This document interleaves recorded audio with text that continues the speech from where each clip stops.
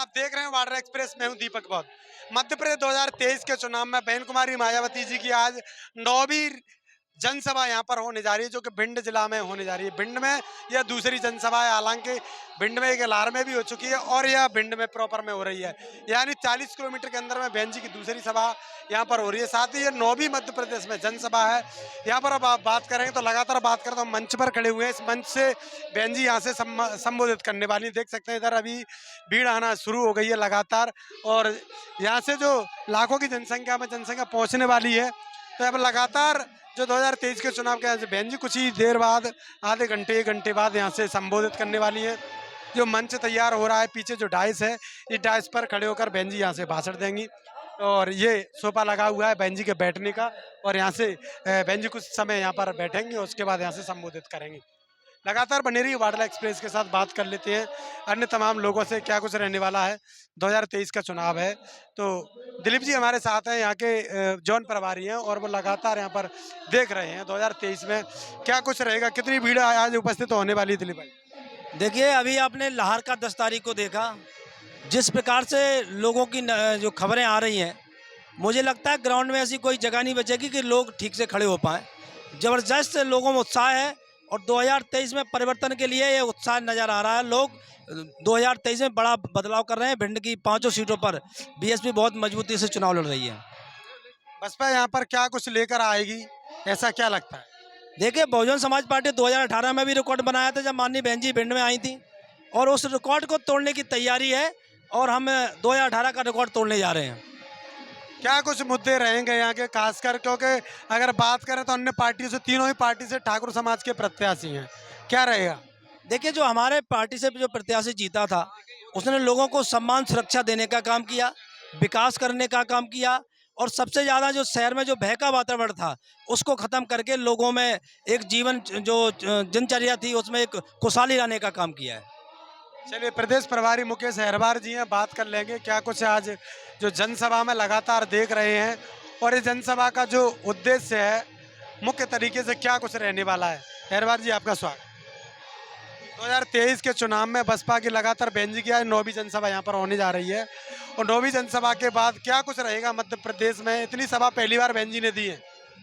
इस बार आदरणीय बहन जी ने सभा काफ़ी दी हैं, और आज भिंड में ये हमारी रैली है मध्य प्रदेश की पहली चरण की, और आज 2 रैलियां हैं, एक मुरैना में एक यहाँ। आज इस रैली में भी भिंड जिले से सभी विधानसभाओं से एक जन सैलाब की तरह उमड़ेगा, और ये हमारी और इस जिले से हम लोग इधर कुछ सीटें जीत के भी हम लोग रिजल्ट देंगे। बाकी जो अगर लोगों की बात करें यहाँ पर, क्या एक बात और चल रही लगातार के ये विधायक है ना, ये दूसरी पार्टी में चले गए फिर लौट के आए, तो इसका कुछ फर्क पड़ने वाला है?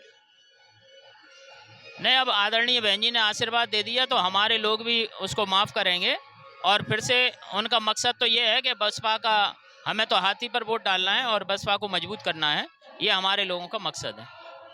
चलिए, बात कर लेते हैं जिलाध्यक्ष जी से। लगातार यहाँ जिलाध्यक्ष जी आप देख रहे हैं लगातार क्षेत्र में जा रहे हैं, कहीं कोई फर्क पड़ता है इससे कि जो पार्टी में संजू जी चले गए फिर लौट के वापस आए, इससे क्या लगता है?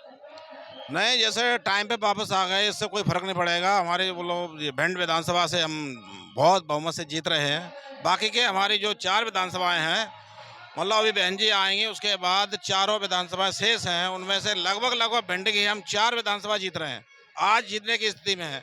और जैसे बहन जी हमारी 1 बजे आ रहे हैं, 12 बजे के बाद आ रही हैं, तो हम वो भी जो एक बीक विधानसभा है उसको भी हम जीतने की पूरी कोशिश करेंगे।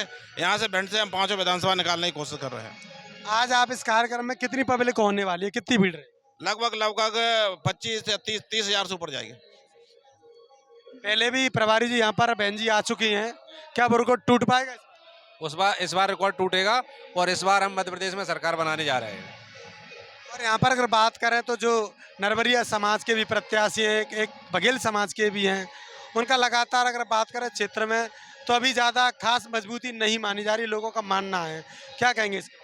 लोगों का मानना हमारा इस बार भाईचारा बना हुआ है, और हमारे भाईचारे के हिसाब से जो टिकट हुए उसी वजह से हम चारों की चारों 5 सीटें बहुजन समाज पार्टी की झोली, आदरणीय बहन जी की झोली में डालने वाले हैं। हमारा जो भाईचारा है बघेल और नरवरिया का, दोनों सीटें एकदम लगी हुई सीटें हैं, इसलिए जो ओबीसी का भाईचारा बना है इस बार खुल के ओबीसी का भाईचारा, पहले एक ही टिकट मिला था बघेल समाज को, ओबीसी का कोई टिकट नहीं हुआ था। इस बार 2 टिकट आदरणीय बहन जी ने 2 टिकट ओबीसी को दिए हैं, एक नरवरिया समाज से, एक बघेल समाज से। तो उनका असर चारों की 5 सीटों पे पड़ रहा है। इसलिए मध्य प्रदेश में बहुजन समाज पार्टी की सरकार बनेगी और यहाँ से हम 5 की 5 सीटें आदरणीय बहन जी की झोली में डालने वाले हैं। लगातार क्षेत्र में बात चल नरबरिया और जो बघेल समाज है उनके लगातार कांग्रेस बीजेपी को हमेशा से वोट डालते रहे हैं। इस बार क्या बदलाव देखने के लिए मिलेगा कि हाँ ये डालेंगे? इस बार तो पूरा ही बदलाव है भाई। बहुजन समाज पार्टी के अलावा भिंड जिले के अंदर ओबीसी को कोई भी टिकट नहीं मिला है। तो सबसे पहली बात ओबीसी के दिमाग में ये है, टिकट नहीं तो वोट नहीं।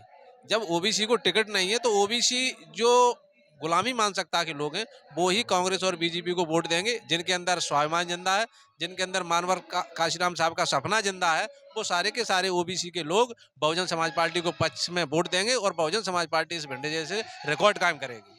अन्य यादव और राठौर है, उसके बारे में लगातार आप क्षेत्र में जाते होंगे। अन्य यादव, राठौर, कुशवाहा ये लोग भी इन सीटों पर, इनका क्या मत है? जैसे कि आपको देख रहे हैं अभी वर्तमान जब स्थिति देखेंगे सबसे ज्यादा अन्याय अत्याचार ओबीसी पे हो रहा है। ओबीसी और एससी पे अभी वर्तमान में भी मतलब लोधी पे अत्याचार हो गया, गुर्जर पे अत्याचार हुआ, कुशवाहा समाज पे अत्याचार हुआ और बघेल समाज पे भी अत्याचार हुआ। अभी वर्तमान समय में 3 मतलब जो 4 जातियां हैं जो अपने आप को यहाँ बहुसंख्यक मानती हैं और अन्याय अत्याचार उन पे ही सबसे ज्यादा हो रहा है। इसलिए वो सभी जातियां जो भले ही यादव हो या वो जो मतलब वो राठौर हो या जो भी ओबीसी की जातियां, सभी संगठित होकर बीएसपी को सपोर्ट कर रही हैं। इसलिए जो पार्टियां हैं कांग्रेस बीजेपी बौखलाई हुई है और ओबीसी के ऊपर अन्याय अत्याचार कर रही है। इसलिए वो सभी संगठित होकर बीएसपी को सपोर्ट करेंगे। लगातार बात करें तो क्षेत्र में क्या है कि जो है ओबीसी के जो प्रत्याशी लड़ रहे हैं चुनाव, वो धनबल में नहीं है, बाहुबल में भी मजबूत नहीं है। तो धनबल बाहुबल वालों से कैसे टक्कर लेंगे? हमारी जितनी जितनी संख्या भारी उतनी उससे हिस्सेदारी। मानवर काशीराम साहब ने जो नारा दिया था तो हमारी संख्या भारी है और ये सारी चीज़ को हमारे जो लोग हैं वो समझ सके। एक ही बात, जिसने टिकट नहीं दिया, टिकट नहीं तो वोट नहीं। तो भारतीय जनता पार्टी और कांग्रेस ने ओबीसी को टिकट दिया ही नहीं है। तो मैं पूर्व में भी ये बात कह चुका, इस बार पूरा ओबीसी और दलित एकजुट होकर आदरणीय बहन जी के सपनों को साकार करने के लिए मध्य प्रदेश 2023 में किंग मेकर की भूमिका बहुजन समाज पार्टी निभाएगी। ये आपको मैं इस कार्यक्रम के बाद आपको एहसास हो जाएगा। क्षेत्र में तमाम योजनाएं चल रही है सरकार की, चाहे लाडली बहना हो, चाहे 12,000 किसान का हो, अन्य ऐसी योजनाएं, 425 रुपए का सिलेंडर हो, और जिन योजनाओं के माध्यम से समाज को गुमराह करने में लगी है उनको कैसे रोकोगे? धन से खरीदी भी सकती है। देखो, उनको रोकने के लिए आज किसानों पर जो अन्य अत्याचार हो रहा है, अभी खाद के लिए लोग किसान 12-12 बजे तक लाइन में रहे, तो उनको न तो किसानों का दर्द है। और बहनों की बात रही तो बहनों को इनको एक रोजगार देना चाहिए। इससे तो इनको मानसिक रूप से कमज़ोर करने के लिए इन्होंने 1200 रुपये, कोई 1500 रुपये, कोई 3000 रुपये के दे रहा है। पर उनको कंटिन्यूस रोजगार देने से उनका भला होगा, न कि 2000-3000 से उनका एक महीने की फीस, बच्चों की फीस भी नहीं होगी। आगे की जो गृहस्थी का जो चलती है, जीवन यापन होता, वो क्या 2000-3000 से हो जाएगा? आज सरकार की वैल्यू के हिसाब से एक व्यक्ति को कम से कम 20,000 रुपये सैलरी होनी चाहिए। और जब 20,000 सैलरी की अपेक्षा वो उनको सिर्फ 1500 और 2-3,000 में करते तो बाकी रोजगार कहाँ से मिलेगा? तो ये सारी चीज़ें उनका जुल्मी जामा है। इसलिए उनकी महिलाएं, उनकी बहनें उनकी बातों में आने वाली नहीं है। तो पूर्ण रूप से बहुजन समाज पार्टी और जो संविधान को लागू करने की जो स्थिति है वो आदरणीय बहन जी के हाथों ही मजबूत करेंगे। तो सारी चीज़ें हमारी पब्लिक है यहाँ की, वो समझ चुकी है। चलिए, क्या संदेश देना चाहोगे समाज को? समाज के लिए यही संदेश है सबसे बड़ा कि हम जब तक सत्ता में नहीं होंगे तब तक हमारा अन्याय अत्याचार नहीं रुकेगा। इसलिए सामाजिक बंधुओं से ओबीसी, एससी, एसटी एवं जो जनरल में सामान्य में भी है जो दबा हुआ समाज है, जिसको मतलब शिक्षा से विहीन किया गया, उनसे सभी से संदेश है कि हम सभी मिलके बहुजन समाज पार्टी के मतलब मजबूत बनाए। और बहुजन समाज पार्टी ही एक ऐसी पार्टी है जो सर्व समाज को संपन्न बना सकती है, सबको खुशहाल बना सकती है, सबको शिक्षा प्रदान कर सकती है। मतलब कुल मिला के जो है बहुजन समाज पार्टी के द्वारा ही हम सब कुछ उत्थान कर सकते हैं। चलिए, तो लगातार बने रहिए। बात कर लेते हैं सुभाष दीक्षित जी से, जो कि बसपा से टिकट मांग रहे थे, दावेदार थे, प्रबल दावेदार थे, और क्या कुछ कहने वाले हैं बसपा के जो 2023 के चुनाव में बसपा क्या करने जा रही है, खासकर भिंड जिले में।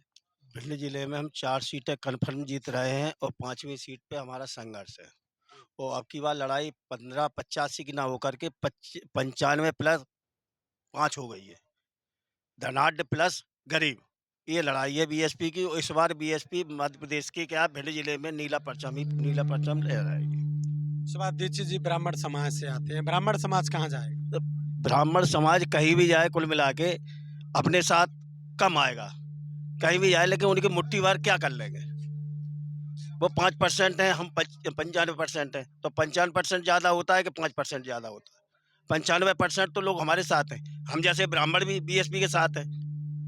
क्या कहोगे ब्राह्मण समाज के लिए इस बार 2023 ब्राह्मण के? समाज के लिए कहेंगे अभी भी अगर सचेत नहीं हुए तो आगे वाले समय में तुम खुद के जमीन में गड़ जाओगे। अगर ब्राह्मण अभी भी नहीं सुधरा, बहुजन समाज के साथ नहीं आया, तो ब्राह्मण खुद के गड़ जाएगा। तो बता दो, वो तो लगातार गुमराह है, धर्म के नाम पर हो चाहे जाति के नाम पर हो, कहीं ना कहीं गुमराह। जो गुमराह है, हम जैसे सचेत हो गए तो वो बहुजन समाज के साथ आ गए, जो आ गए तो वो गड्ढे में गिरेंगे, आने वाले समय में गड्ढे में गिरेंगे। कुछ कहना चाहोगे ब्राह्मण समाज के लिए? ब्राह्मण समाज के लिए कहेंगे अभी सुधर जाओ तो समय है, अभी सुधर जाओ, नहीं सुधरोगे तो मरोगे। जो सुधर गए वो लाइन पे रहेंगे। चलिए, तो लगातार बने रहिए वाडला एक्सप्रेस के साथ। मैं हूं दीपक बौद्ध। अगर यूट्यूब पर हैं तो सब्सक्राइब करिए, फेसबुक पर हैं तो फॉलो करिए, इंस्टाग्राम पर भी हमें फॉलो कर सकते हैं। देखते रहिए वाडला एक्सप्रेस।